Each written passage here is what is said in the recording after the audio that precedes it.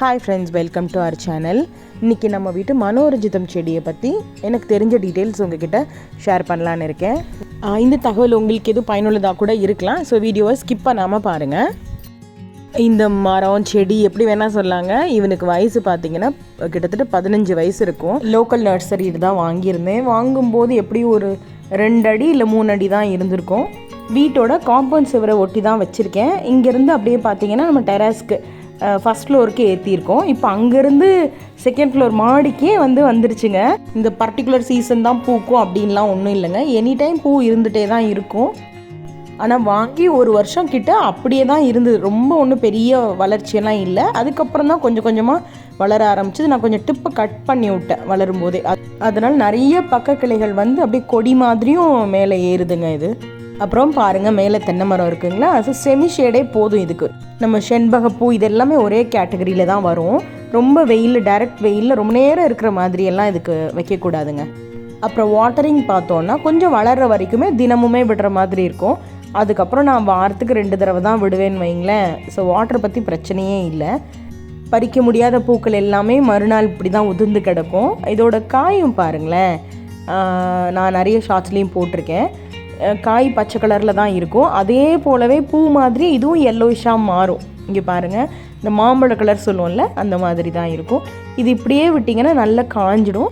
ஒரு சில டைம் அதுவாகவே விதை விழுந்து கீழேயே குட்டி செடிகள்லாம் முளைச்சிருக்குங்க. பட் அது க்ளீன் பண்ணும்போது தெரியாமல் எல்லாத்தையும் பிடுங்கிட்டாங்க. இப்போ பாருங்கள், மேலே வந்துட்டேன் நான். ஸோ இந்த கொக்கி மாதிரி ஒரு அமைப்பு இருக்குது பார்த்திங்களா, இதுதான் ஒரு கிளையும் இன்னொரு கிளையும் அதுவாகவே பிடிச்சிக்கும். நம்ம பரங்கிக்காய் இந்த மாதிரி கொடி வகைகளில் ஸ்ப்ரிங் மாதிரி இருக்கும்ல, டென்ட்ரில் சொல்லுவாங்க. ஸோ அதே மாதிரி இதுக்கு இந்த கொக்கி மாதிரி இருக்குது பார்த்திங்களா, இதுதான் இழுத்து பிடிச்சிக்கிறது ஒவ்வொரு கிளையும். இப்போ மரத்தில் ஒரே ஒரு பூ பூத்திருந்தா கூட நம்ம போய் தேட வேண்டாம். அப்படியே வாசனை அவ்வளோ சூப்பராக தெரியுங்க. வீட்டிலேருந்தே நீங்கள் சொல்லிவிடுவீங்க இன்றைக்கி பூ இருக்குது அப்படின்ட்டு. அதே பச்சை கலரில் இருக்கும்போது பார்த்திங்கன்னா வாசனை துளி கூட இருக்காது. ஈவினிங் டைமில் தான் அது பழுக்க ஆரம்பிக்கும். அப்போ தான் சரியான வாசனைங்க. ஒரு சிலர் சொல்லுவாங்க நம்ம மனசில் என்ன நினச்சிக்கிட்டு மோந்து பார்த்தாலும் அந்த மாதிரி இருக்கும்ன்ட்டு. பட் என்னை பொறுத்த வரைக்கும் எல்லா பழங்களுடைய ஒரு கலவையாக இருக்கும் அதோட வாசனை. இப்படி தான் இருக்கும் இதோட விதை. இன்னும் இது கம்மிங்க. இன்னும் கொத்தாக எடுத்திருக்கேன் நான். ஒரு இதில் 10 இருக்கிறோம் காய். அந்த அளவுக்கு நான் பார்த்துருக்கேன். கொத்தாக நிறைய இருக்குங்க. இது பழுக்க வச்சு அதுக்கப்புறம் நம்ம விதைக்கு விட்டுருக்கோம் அப்படின்னா நம்ம தாராளமாக அதை செடி கன்று இதுலேருந்து உருவாக்கலாம். இதுதான் இந்த மொட்டு காய், நீங்கள் எப்படி வேணால் சொல்லிக்கலாம். நல்லா பழுத்தா இந்த நிறத்தில் தான் இருக்கும். பறிக்காமல் விட்டுட்டோன்னா இதோட சைஸும் பார்த்திங்கன்னா சின்னதாக ஆகிட்டு அப்படியே கீழே கொட்டிடும், உதிர்ந்துடுங்க. இது பாருங்கள், இந்த மாதிரி பூ உதிர்ந்த ஒரு காம்பு எப்படி இருக்குன்ட்டு. இதிலிருந்து தாங்க அந்த காய் உருவாகும். பாருங்கள், அதில் குட்டியாக தெரியுதுல, அது எல்லாமே காயாக உருவாகக்கூடியது தான். ஸோ ஆல் கிளைமேட்டுக்கும் செட் ஆகக்கூடிய ஒரு செடி தான் இது. மேலும் இதை பற்றி உங்களுக்கு டவுட்ஸ் ஏதாவது இருந்ததுன்னா நீங்கள் கமெண்ட் பண்ணுங்கள்.